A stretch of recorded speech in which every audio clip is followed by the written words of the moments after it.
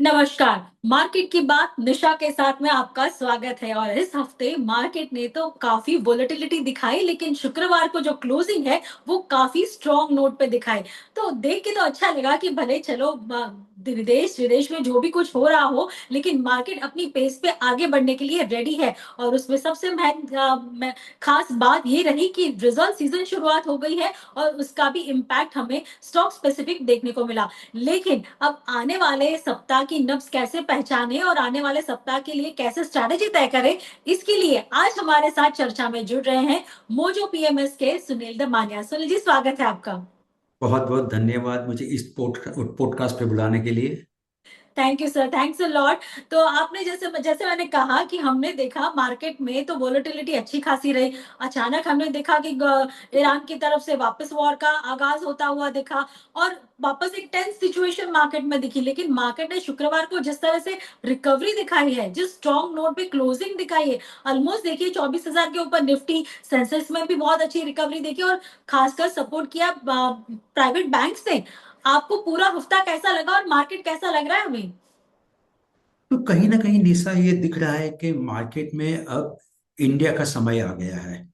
इसलिए इंडिया का समय आ गया है कि कहीं ना कहीं जो एआई की जो स्टोरी थी वो कहीं ना कहीं फिजल आउट हो रही है। यूएस में, साउथ कोरिया में, ताइवान में। तो अब तक हिंदुस्तान डिस्कशन टेबल पे नहीं था इन्वेस्टर्स के लिए। अब वो डिस्कशन टेबल पे आ गया है। क्यों आ गया है? कि एआई की स्टोरी कहीं ना कहीं कमजोर हो रही है। गोल्ड और सिल्वर के जो प्राइसेस जो पहले बढ़े हुए थे, तो हर एक आदमी सोचता था भाई इक्विटी में क्यों पैसा डालूं, गोल्ड और सिल्वर में डालूं। अभी वो नहीं हो रहा है। दुबई की रियल एस्टेट मार्केट जो काफी हद तक थी, तो जो HNI थे, अल्ट्रा HNI थे, वो सोच रहे थे हम लोग पैसा हिंदुस्तान में क्यों रखे, इक्विटी में, दुबई की रियल एस्टेट में रखे। हम्म। ईरान के वॉर के बाद वो भी एक ऑप्शन चला गया।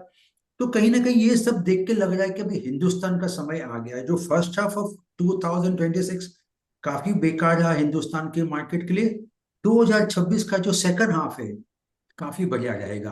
तो जो इक्विटी इन्वेस्टर्स है उनके लिए अब सुनहरे दिन आने लगे हैं। ये तो आपने बहुत अच्छी और खुशखबरी वाली बात कही है, ताकि आने वाले वीक के लिए सेंटिमेंट जो है वो पॉजिटिव जरूर बना रहेगा। हमारे जो व्यूअर्स सुन रहे होंगे, और खासकर इस सेंटिमेंट को सुधारने का काम रिजल्ट ने भी किया है।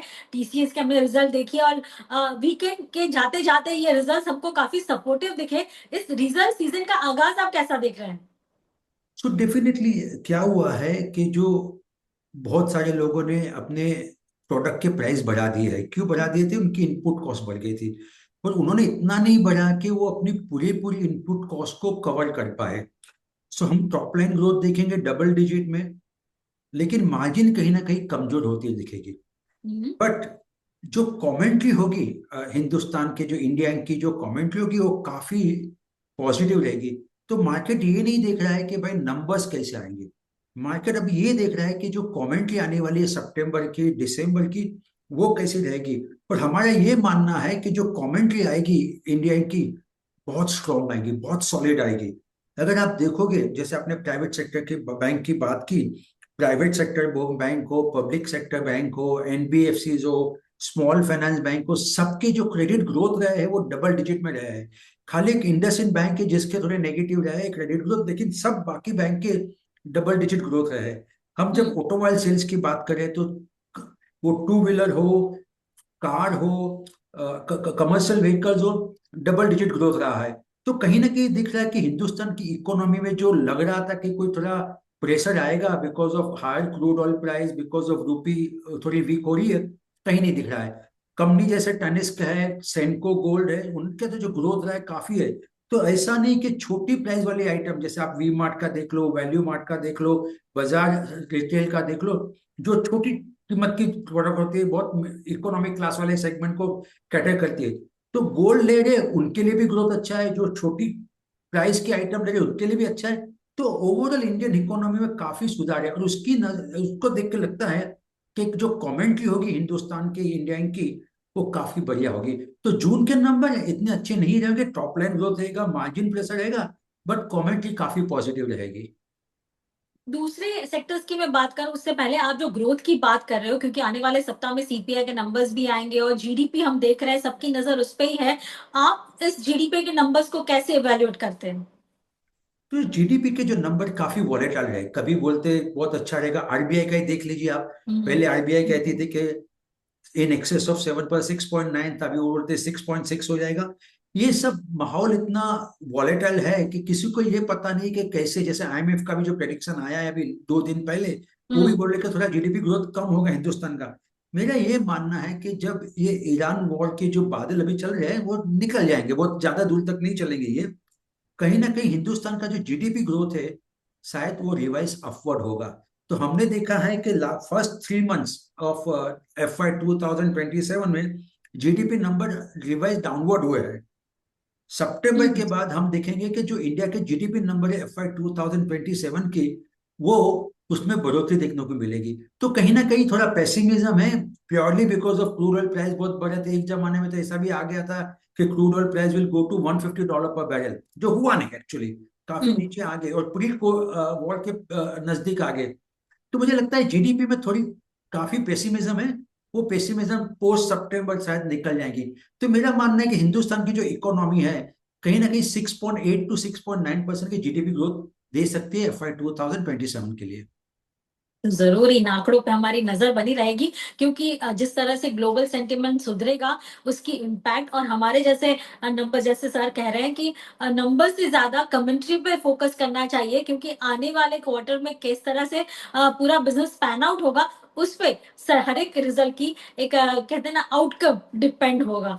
बिल्कुल, तो आने वाले सप्ताह में दूसरा मेजर है बैंकिंग, खासकर प्राइवेट बैंक्स के रिज़ल्ट्स आने वाले हैं। लगभग 3 से 4 बड़ी प्राइवेट बैंक्स हैं जिनके नंबर्स आएँगे, और पिछले दिनों अगर आपने पिछले 1 महीने का अगर पूरा चार्ट या आप इवैल्यूएट करेंगे, तो पीएसयू बैंक्स ने रिकवरी दिखाई, लेकिन वापस एक स्लाइड साइड मोड पे चल रही हैं, लेकिन प्राइवेट बैंक्स ने वापस एक कमबैक किया है। आप पूरे इस रिजल्ट्स को कैसे करेंगे? किस तरह से आप देखेंगे? क्या महत्व रहेगा बैंकिंग स्टॉक्स में?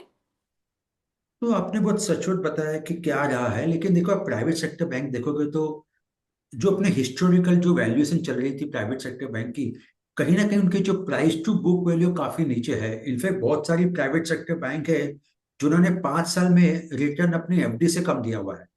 अगर आप हुँ, उसके बैंक की एफडी में पैसा रखते हो शायद ज्यादा बनते थे as compare to stock market. लेकिन मार्केट का एक नियम होता है, नियम क्या होता है, मीन रिवर्जन। तो जो चीज नहीं चली लंबे समय तक, शायद वो चलने लगे। 5 साल में हमने देखा है कि काफी सारी पब्लिक सेक्टर बैंक ने काफी मुनाफा करके दिया, प्राइवेट सेक्टर बैंक ने नहीं दिया। और इंडिया की the largest private sector bank, वहां पे बहुत सारे मर्जर हुए। एक दूसरी सेकंड लार्जेस्ट बैंक है जहाँ पे अभी मैनेजमेंट चेंज हो रहा है, जो हुँ, हुँ, बैंक के जो सीईओ है वो रिटायर्ड हो रहे हैं दिसंबर में। वो सब बैंकों ने कुछ मुनाफा ही नहीं करके दिया। लेकिन ऐसा नहीं था कि बैंक का जो फाइनेंशियल था, उनकी जो कारोबारी थी, उनका जो वर्किंग था वो खराब था, बिकॉज हुँ, उनके वैल्यूएशन कुछ ज्यादा थे, वो अभी रिजनेबल हो गए। तो आगे चल के ऐसा लग रहा है कि जो प्राइवेट सेक्टर में जैसे बताया वैल्यूएशन काफी नीचे गिरे हुए हैं, लेकिन ग्रोथ बैंक का कुछ खराब नहीं है। और जो अपने देखे जून के जो नंबर्स आए हुए हैं, क्रेडिट ग्रोथ भी काफी अच्छा है उनका। तो लगता है कहीं ना कहीं आगे जाके पब्लिक सेक्टर बैंक से प्राइवेट सेक्टर बैंक ज्यादा मुनाफा करके देंगी। तो अगर आप देखोगे प्राइवेट बैंक इंडेक्स भी देखोगे, तो कहीं ना कहीं काफी तेजी दिखा रहा है, काफी उसमें बहुत सद्धरता दिख रही है। हुँ, तो पीएसयू बैंक चलेगी, ऐसा नहीं कह रहा हूं कि नहीं चलेगी, बट कहीं ना कहीं आपको प्राइवेट सेक्टर बैंक पे एक फोकस करना चाहिए। वो बोलने के बाद दूसरा एक है गोल्ड लोन। और आप देखोगे तो जो गोल्ड लोन की जो कंपनी है, उनका जो ग्रोथ है कहीं ना कहीं काफी अच्छा है। और आगे चल के भी शायद उनका ग्रोथ बना रहे ऐसा लग रहा है, बिकॉज जो गोल्ड की जो प्राइस जो वॉलेटिलिटी थी अभी काफी कम हो गई है। तो आगे जाके उनकी मार्जिन अच्छी होगी, निम मार्जिन होगी, ग्रोथ एटीएम ग्रोथ बढ़ेगा, तो हुँ। कहीं ना कहीं वो भी आपको एक अच्छा मुनाफा दे सकते हैं। तो बीएफएसआई स्पेस में आपका फोकस होना चाहिए, एनबीएफसी मोर टिल्टेड टुवर्ड्स गोल्ड लोन और प्राइवेट सेक्टर बैंक। ये तो आपने बिल्कुल सही कहा, क्योंकि पिछले जो डेटा भी यही कह रहे हैं कि हर एक बैंक के पोर्टफोलियो में गोल्ड लोन का जो सेगमेंट है, उसमें इज़ाफ़ा दिख रहा है, वहाँ बढ़ोतरी दिख रही है। गोल्ड लोन, गोल्ड के प्राइसेज़ जिस तरह से बढ़ रहे हैं, वैसे गोल्ड लोन की डिमांड भी बढ़ रही है, और जैसे आपने ज्वेलरी स्टॉक्स के रिटर्न देखे हों, तो वो भी पिछले तिमाही में बहुत अच्छे आते दिखे। कल्याण ज्वेलर्स देखिए शुक्रवार को बहुत अच्छा परफॉर्म करता दिखा कल्याण ज्वेलर्स। इवन आपने सैमको देखा होगा, टाइटन ने, तनिष्क देखा होगा, इसमें काफी कुछ हमें अपसाइड मूवमेंट जरूर दिखी है। तो डेफिनेटली इन स्टॉक्स पे, इन सेगमेंट्स पे हमारी नजर बनी रहेगी, सेक्टर्स पे हमारी नजर बनी रहेगी। लेकिन जो पिछले हफ्ते भर में हमने जो मुंबई में चेंजेस देखे, अल नीनो का इम्पैक्ट हमने देखा। अब आप और हम मुंबई में रहते हैं, तो जून के 5-6 तारीख, मैक्सिमम 10 तक तो बारिश आ ही जाती है। लेकिन इस बार आई जुलाई में, और आई तो आई, और इतने भरपूर प्रमाण में आई कि हमने सबने घर पे बैठना मुनासिब समझा। और स्टॉक मार्केट वालों के लिए एक बेनिफिट होता है कि घर पे बैठ के भी काम हो सकता है। लेकिन हाँ, इस मॉनसून ने सबकी हालत बिगाड़ दी है। पूरे मॉनसून को, अल नीनो के इफेक्ट को आप कारोबार के हिसाब से कैसे देख रहे हैं? तो देखिए निशा, ऐसा नहीं है कि फर्स्ट टाइम हिंदुस्तान में अल नीनो आ रहा है। हम्म। हमने बहुत बार देखा है कि अल नीनो आया हुआ है। तो अल नीनो के साथ हमें दूसरी भी देखनी चाहिए, IOD, Indian hmm. Ocean dipole. तो जब अल नीनो रहे और आईओडी पॉजिटिव रहे तो शायद ये अल नीनो की इम्पैक्ट थोड़ी कम होती है। अनफॉर्चुनेटली इस बार आईओडी भी न्यूट्रल है और अल नीनो की इम्पैक्ट है। तो मैं आपको एक दो साल बताना चाहूंगा जहां पे मॉनसून डेफिसिट रहा। एक तो है जरूर। 2023 में। हम्म। और जब हम हिस्टोरिकल ट्रेंड देखते हो 2023 में, क्या हिंदुस्तान का जो एग्री जीडीपी था वो कम हुआ? Answer is no. बिल्कुल। क्या फूड इन्फ्लेशन डबल डिजिट गया? Answer is no. और मार्केट ने करीबन 20% से ऊपर रिटर्न दिया। 2015 जो काफी बुरा था हिंदुस्तान के लिए in terms of El Nino, हमारा राइट, उस साल भी जीडीपी कुछ ज्यादा कम नहीं हुआ एग्री का। फूड हम्म। इन्फ्लेशन 7-8% पे ही था। और मार्केट ने कुछ ज्यादा नुकसान नहीं दिया, ऑलमोस्ट 1% नेगेटिव था उस साल में। अभी मार्केट का लेना देना सिर्फ अल निनो से नहीं है, बहुत सारे फैक्टर्स होते हैं, जैसे जियो पॉलिटिकल सिचुएशन है, एफआई का फ्लो क्या है, ग्लोबल कमेंट्री क्या है, इंडिया की कमेंट्री क्या है। हम्म। एज एन इन्वेस्टर अल निनो इम्पेक्ट करता है, पर क्या वही डिसाइड करेगा कितना रिटर्न बनेगा मार्केट से? मेरे ख्याल से नहीं है। तो ये फैक्टर है, लेकिन इतना फैक्टर जोरदार नहीं है जिससे मार्केट अल नी तो ऐसा कुछ जरूरी नहीं है कि अल नीनो है तो मार्केट नीचे ही जाएगा, और हम्म। अल नीनो नहीं है तो मार्केट ऊपर जाएगा। तो मेरा सिर्फ एक ही एक हमारे इन्वेस्टर्स को यही बताना चाहता हूँ कि भाई ज्यादा घबराइए मत। हमने बहुत कुछ देख चुका है फर्स्ट हाफ में, डिस्पाइट अल नीनो नहीं था। तो उसकी असर तो कहीं ना कहीं प्राइस में आ गई है। तो अब आगे हम्म। जाके कोई ज्यादा दिक्कत लग नहीं रही है। तो चिंता मत करिए, पैन आउट होने दीजिए सब। आगे जाके आपको कमेंट्री भी सुनाई देगी, उसमें अल नीनो का भी जिक्र होगा, और आपको समझ में आएगा कि उसके आने वाले क्वार्टर में कितना उसका इम्पैक्ट होने वाला है। इस पूरे सप्ताह और एक सब्जेक्ट जो था वो काफी बजिंग रहा, और वो था एआई। जैसे हमने पहले सुना था कि एआई सबकी नौकरी खा जाएगा, फिर हमने देखा कि बहुत सारे ले ऑफ्स हो गए और चिंता और बढ़ गई। लेकिन इस हफ्ता तो कुछ उल्टा हो गया। ऐसी खबरें सुनी कि भैया एआई तो बहुत महंगा पड़ रहा है, उससे दूर रहिए, इससे अच्छा कि मैन पावर हमें ले लीजिए, वो होशियार भी है और हमारे बजट में भी आ रहा है। तो क्या ये एआई का सिनारियो चेंज होता दिख रहा है? क्या हमें जो ओवर हैंग लग रहा है या डर जो लग रहा था एआई से, क्या वो कम हो रहा है? आप पूरे इस सेगमेंट को कैसे देख रहे हैं? तो पहले तो निशा है ना, आप टेक्नोलॉजी जो सेक्टर देखोगे ना तो कहीं पे वहां पे क्लियर कट ये है कि कोई फर्स्ट मूवर एडवांटेज नहीं होता है। मैं हम्म। आपको बताऊं, पहला सोशल मीडिया कौन सा था? इंस्टाग्राम नहीं था, फेसबुक था, शायद आपने नाम भी नहीं सुना होगा जब मैं आपको नाम मुझे बताऊंगा। याद है तब तक ऑर्कुट था। और खुद तो उसके पहले भी कुछ था। उसके पहले भी था। ओके, पर किसी को याद नहीं होगा आज के बिल्कुल। जनरेशन को। पहला ब्राउजर गूगल नहीं था। हम्म। पहला मोबाइल फोन एप्पल नहीं था। एम आई राइट? और पहला हेलो। ईमेल जीमेल नहीं था। तो कहने का तात्पर्य ये है कि इस इंडस्ट्री में तेरा कोई फर्स्ट मूवर एडवांटेज नहीं होता है। तो आज को जो एआई वाले जो बात करे हैं, शायद कहीं ना कहीं वो अपना एडवांटेज गवा बैठेंगे, क्योंकि नई टेक्नोलॉजी आएगी। जैसे चाइना में जो चल रहा है Z.AI करके जो टेक्नोलॉजी आ चुकी है अभी, वो काफी कॉम्पिटिटिव होगी, हमारा राइट। तो वो होने वाला है। तो मुझे नहीं लगता है कि एआई का जो वैल्यूएशन कमांड करे some of the companies, I think वो थोड़ी ज्यादा है, वो लगता है। और सेकंड थिंग, जो प्राइसिंग पावर है एआई के पास, कहीं ना कहीं वो डाइल्यूट होगा जब कोई चीपर प्राइस और कंपटीशन आएगी। जैसे हिंदुस्तान में देख लीजिए आप, सबसे हम्म। पहला जो राइडिंग ऐप, वो बोलते हैं ना ऐप राइडिंग, क्या वो था, ऐप था, ओला था। हम्म। आज ओला इज नंबर 3 पे है। क्यों? पे कुछ सस्ता आया।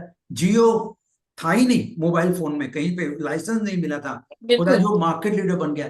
तो इस इंडस्ट्री में मुझे लगता है कि प्राइसिंग जो सब सब लोग सोच है कि प्राइसिंग पावर होगा, ये होगा, कुछ हो नहीं। बीआईएस का एक एनुअल रिपोर्ट आया है, उसमें भी कहीं लिखा कि AI is a story which is little dangerous right now in terms of valuation. और आप देखोगे तो माइक्रोसॉफ्ट, हम्म। डिस्पाइट नास्डेक की जब 2026 में 23% नीचे है। मेटा विच इज फेसबुक 15% नीचे है आज। Nvidia which is a poster boy for the Nvidia for the AI story, it's actually underperforming the broader market, the Nasdaq and the hmm. S and P 500। तो कहीं ना कहीं ये एआई स्टोरी, और जो मार्केट है साउथ कोरिया देख लो, वहां पर 20% करेक्शन हो गया उनके इंडेक्स में। तो ये एआई स्टोरी कहीं ना कहीं वो है। But having said that, business as a model AI रहने वाला है, बट एज एन इन्वेस्टर आपको थोड़ा करना पड़ेगा। जैसे आपने ये बताया प्रोडक्टिविटी गेन हम्म। एआई की, कहीं ना कहीं वहां पे भी एक सवाल आ रहे हैं। एक मैकिन्सी का एक नया रिपोर्ट है, वो बता रही है कि जो गेन एक्सपेक्ट कर रहे थे एआई एडॉप्शन की वजह से, कहीं ना कहीं वो दिख नहीं जाए। तो आपका जो कॉस्ट बेनिफिट एनालिसिस अभी उभर के नहीं आया, पर ऐसा नहीं हम्म। कि आगे चल के नहीं होगा। कहीं ना कहीं वो मॉडल और फाइन ट्यून हो गए, बहुत रिफाइन हो गए, और आगे चल के कहीं ना कहीं एआई का बेनिफिट आने वाला है। But hmm. तो वैल्यू तो business, as a business AI के लिए बहुत अच्छा है, ग्रोथ और prospects. But as a valuation कहीं ना कहीं दिक्कत आ रही है। वैल्यूएशंस पे हमारी नजर बनी रहनी चाहिए। और ये एआई टॉपिक ऐसा है कि हर रोज हम ना चाहें फिर भी हमारे सामने डे टू डे में अब वो इवॉल्व हो गया है, और उसकी चर्चा तो होती ही रहती है। अब आने वाले दिनों में रिजल्ट्स तो आ ही रहे हैं, तो बात चली है कंजम्पशन की। क्योंकि अभी फेस्टिवल सीजन भी शुरू होगा, अर्निंग सीजन ऑलरेडी चल रहा है, तो ये सारी चर्चाएं आगे बढ़ने वाली है और इसकी इम्पैक्ट कहीं ना कहीं दिखेगी। कंजम्पशन सेक्टर आपको कैसा लग रहा है और आपकी नजर कहाँ पे? डेफिनेटली आप देखोगे ना, गोल्ड ज्वेलरी का हमने बात की, जो वैल्यू रिटेलर है, वी मार्ट है, वैल्यू मार्ट है, अपने बाजार है, कंपनी लाइक मैरिको, डाबर जो बोलेगा डबल डिजिट ग्रोथ होगा। और ये पहली बार बहुत सालों के बाद एफएमसीजी में हमें वैल्यू ग्रोथ भी देखने को मिलेगा और वॉल्यूम ग्रोथ भी देखने को मिलेगा। तो फिर हमने बात की ऑटोमोबाइल की, जहाँ पे भी कंजम्पशन काफी स्ट्रांग है। पेंट हम्म। कंपनी की जो कमेंट्री सुनी है अब तक, तो जो कंपटीशन का जो प्रेशर था, कहीं ना कहीं वहाँ पे वो डिस्काउंट कम रहे। तो लगता है कि consumption as a basket is making a strong comeback. अभी कई बार हम सुनते हैं कि ये के शेप रिकवरी होगी, तो जो प्रीमियम लग्जरी आइटम है शायद वही चलेंगे, जो इकोनॉमी वो आइटम शायद नहीं चलेंगे। मुझे नहीं लगता। जिस तरह से वैल्यू मार्ट, वी मार्ट ने अपना ग्रोथ दिखाया है, सेम स्टोर ग्रोथ भी उनका काफी अच्छा रहा है। तो कहीं ना कहीं लगता नहीं कि ये के शेप है। आई थिंक कंजम्पशन कहीं ना कहीं अच्छा दिख रहा है। दो चीज का ख्याल रखना है, जैसे प्रॉक्टर एंड गैम्बल और नेशनल ने बताया कि थोड़ा अर्बन कंजम्पशन थोड़ा उनकी नजरिए से थोड़ा स्लो डाउन हो रहा है। और हम्म। बारिश तो कहीं डेफिनेटली कम ही रहने वाली है। ये तो ऐसा कोई है नहीं कि शायद नहीं है, वो कंफर्म लग रहा है अभी कि बारिश कम रहेगी। तो रूरल बिल्कुल। डिमांड भी थोड़ा बहुत सॉफ्ट हो सकता है। But overall consumption as a theme काफी अच्छा लग रहा है। ये इसलिए भी अच्छा लग रहा है कि जब आप क्रेडिट ग्रोथ भी देखोगे, तो one of the big factor for credit growth क्या है? Retail loans. तो हम्म। लोग पैसा खर्चा करके भी अपना कंजम्पशन पकड़ है।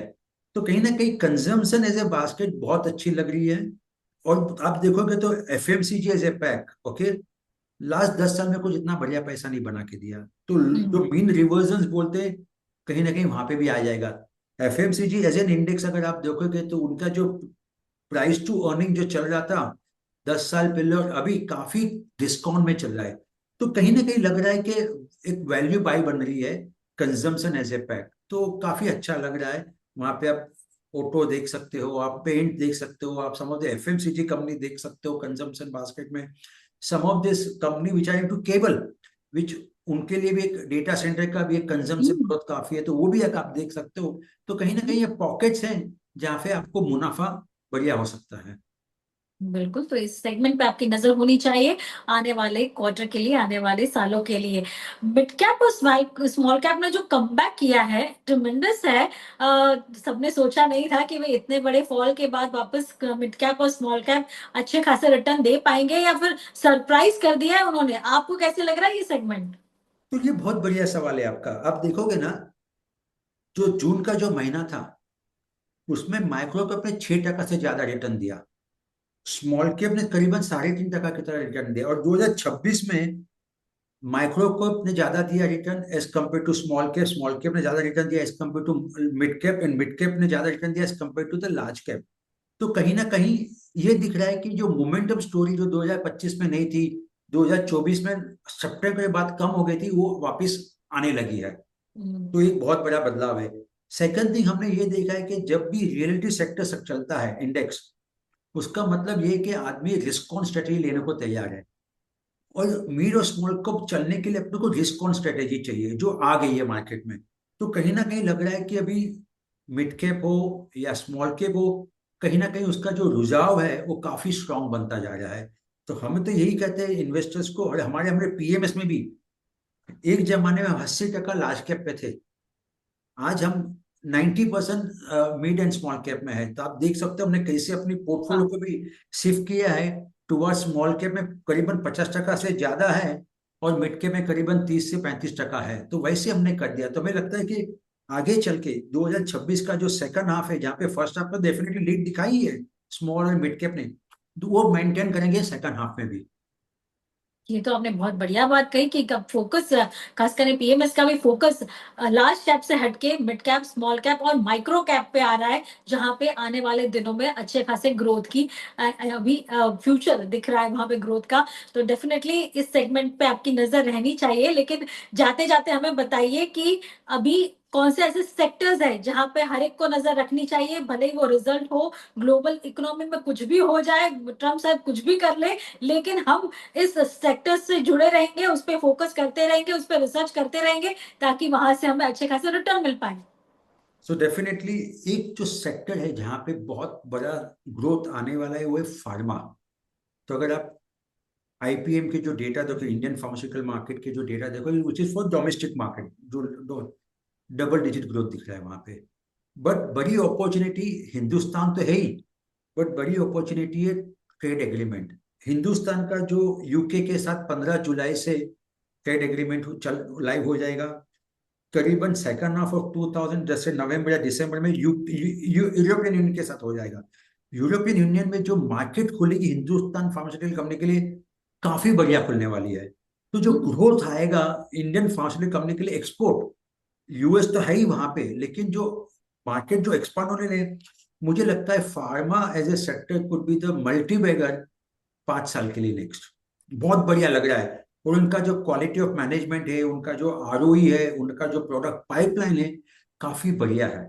तो वहां पे ऐसा भी नहीं कि आपको कोई कॉर्पोरेट गवर्नेंस का कोई रिस्क हो, ऐसा नहीं उनकी बैलेंस शीट वीक हो तो भी दिक्कत हो सकती, वो कोई दिक्कत वहां पे है नहीं।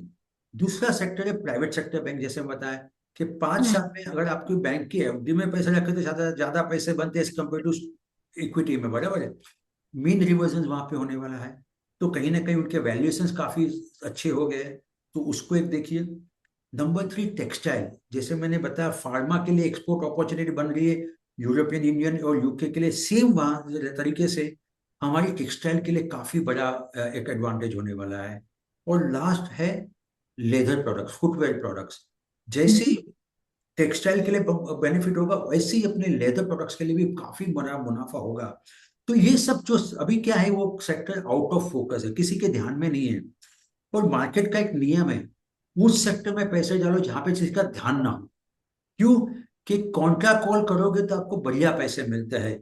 मुझे याद है जब आप और हम सीएनपीसी बाजार पे चर्चा करें तो हमने एक शुगर की बात की थी 3-4 साल पहले। हम्म। तभी किसी का ध्यान नहीं था, हमने बताया था कि भाई शुगर देख लीजिए, बिकॉज वहां पे इथेनॉल की स्टोरी बन रही है। कोई बोलता है ये तो कॉमोडिटी स्टोरी है, क्यों करनी है, कैसे। अभी ये टेक्सटाइल और फुटवेयर कहीं आउट ऑफ फोकस है, तो यहीं पे कहीं फोकस करोगे तो शायद पैसा तगड़ा बन सकता है आपका। अच्छा, हमें एक क्विकली अगर हम जानना चाहें, अगर किसी एक इन्वेस्टर को कहीं निवेश करना है, तो उसकी उसको किस तरह से प्लान करना चाहिए? आपने सेक्टर तो बता दिया, लेकिन मुझे किस तरह से निवेश की शुरुआत करनी चाहिए? किस तरह से रिसर्च करना चाहिए और किस तरह से कंपनी ढूँढनी चाहिए? देखिए, हर एक का एक रिसर्च का एक अलग अलग तरीका होता है, और बिल्कुल। मार्केट ने सिखा है कि कोई एक तरीका सही है और दूसरा तरीका गलत नहीं है, तो अलग। हम यही कहते हैं कि जब आज के टाइम में अगर आपके पास ज़्यादा नॉलेज नहीं है, तो बहुत सारे प्लेटफॉर्म हैं। जैसे एक हमारा प्लेटफॉर्म है marketsmojo.com, वहाँ पे हम रेडीमेड रिसर्च देते हैं, कौन सा बाय करना है, कौन सा सेल करना है, और सब कंपनी में 4,500 कंपनी हर एक कंपनी में देते हैं। उसको आप यूज कर सकते हो। अगर आपको वो नहीं करना है, तो आपको थोड़ा मैनेजमेंट क्या बात करता है, कैसे बात करता है, उस मैनेजमेंट से बचिए जो बड़ी बड़ी बातें करता है। क्या होता है, जो मैनेजमेंट वही अच्छा काम करता है, जो बातें कम करता है काम ज्यादा करता है। जो बड़ी बड़ी बातें करता है और काम को बहुत नॉर्मली कम करता है, उस कंपनी से थोड़े दूर रहिए। और नंबर 3, अगर आपको टाइम है तो उनकी एनुअल रिपोर्ट देखिए, बिकॉज मैंने बहुत बार देखा है कि जो निवेशक है वो कंपनी में इन्वेस्ट तो करते हैं, लेकिन उनको पता नहीं कंपनी बनाती क्या है। आप समझे? तो वो बराबर। फिर आप तो आपका फिर प्रॉब्लम यह है कि आप, जैसे महाभारत में एक अभिमन्यु था, जिसको एंट्री पता थी, एग्जिट नहीं था पता थी कैसे, उसका हाल क्या हुआ? वो बेचारा मर गया महाभारत में। हमारा, हमें सबको अर्जुन बनना है, हमें एंट्री भी पता होनी चाहिए, एग्जिट भी पता होनी चाहिए। ये कब मुमकिन है? जब आपको पता है कि आपने किस वजह से स्टॉक को लिया हुआ है। अनफॉर्चुनेटली हमारे यहाँ पे निवेशक जो है वो टिप्स पे चले जाते हैं, उनको पता नहीं है कंपनी क्या करती है, उसमें प्रॉफिट है, उसमें लॉस है, कितना बोरोइंग्स है, प्रमोटर्स का सेल्स प्लेज है, नहीं है, मार्जिन कितनी सस्टेनेबल है। सुन लिया किसी से, इन्वेस्ट कर लिया, फिर वो अभिमन्यु बन जाते, फिर वही कंपनी सालों साल पोर्टफोलियो में बनी रहती है। आपने बहुत अच्छी सलाह दी है कि रिसर्च करना ज़रूरी है और आपको किस लिए वो स्टॉक खरीदना है या किस लिए आपको उस कंपनी में निवेश करना है, इसकी जानकारी आप रिसर्च करोगे तो ही आपको मिलेगी और उसी पर्पज़ से आपको आगे बढ़ना चाहिए। किसी की टिप या इस पे नहीं जाना चाहिए, लेकिन हाँ, अपनी रिसर्च बहुत ज़रूरी है, भले वो टेक्निकल हो या फंडामेंटल हो, research is the key of the success, भले कोई भी सेक्टर हो। बहुत-बहुत शुक्रिया, लेकिन जाते-जाते क्विक रैप लेना चाहूँगी। आने वाले सप्ताह में आपकी फ़ोकस कहाँ रहेगी इस हफ्ते? तो निशा, जैसे हम पीएमएस हाउस है, तो हम तो सप्ताह से सप्ताह नहीं देखते, हमारा थोड़ा आउटलुक थोड़ा अलग रहता है। पर डेफिनेटली ये जो क्रूड ऑयल के रिलेटेड जो माहौल बन रहा है, बिकॉज ऑफ जो ईरान में जो हुआ है बुधवार को, कहीं ना कहीं वहां पे वो रिवर्स ट्रेड होना, इन द सेंस हुँ, जो क्रूड ऑयल प्राइस जो 11% बढ़ गया है मंगलवार से गुरुवार तक, कहीं ना कहीं हमें लगता है कि वो रिवर्स हो जाएगा। अगर वो रिवर्स होता है, तो हमारी जो ऑयल रिफाइनिंग कंपनी है, शायद उनके मार्जिन काफी बढ़ जाएंगे। दूसरी चीज ये है कि जो ग्लोबल अनसर्टेनिटी हुई है, तो कहीं बहुत सारी रिफाइनरी आउट ऑफ फंक्शन चली है। तो जो जीआरएम बोलते, ग्रॉस रिफाइनिंग मार्जिन जो बोलते, कहीं ना कहीं वो एक्सपांड होते जाएंगे। तो लगता है कि नेक्स्ट वीक मार्केट वहां पे डेफिनेटली एक फोकस करेगा, और डेफिनेटली रिजल्ट सीजन चालू है, तो आई थिंक मार्केट वो भी देखेगा कि भाई कहाँ पे कौन से रिजल्ट आए हुए, कैसे आए हुए हैं। जैसे कल टीसीएस का जो नंबर्स आए, और आज वो ऊपर है हुँ। काउंटर, तो कहीं ना कहीं मार्केट वो भी देखेगा कि भाई रिजल्ट्स क्या है, क्या कमेंट्री है, उस पर भी एक फोकस रहेगा नेक्स्ट वीक में। सोनी जी, बहुत-बहुत बहुत शुक्रिया, आपने समय निकाला, हमारे जो निवेशक हैं उनको अच्छी तरह से गाइड किया। धन्यवाद निशा, और एक डिस्क्लेमर है कि please consult your financial advisor before buying और सेलिंग एनी स्टॉक।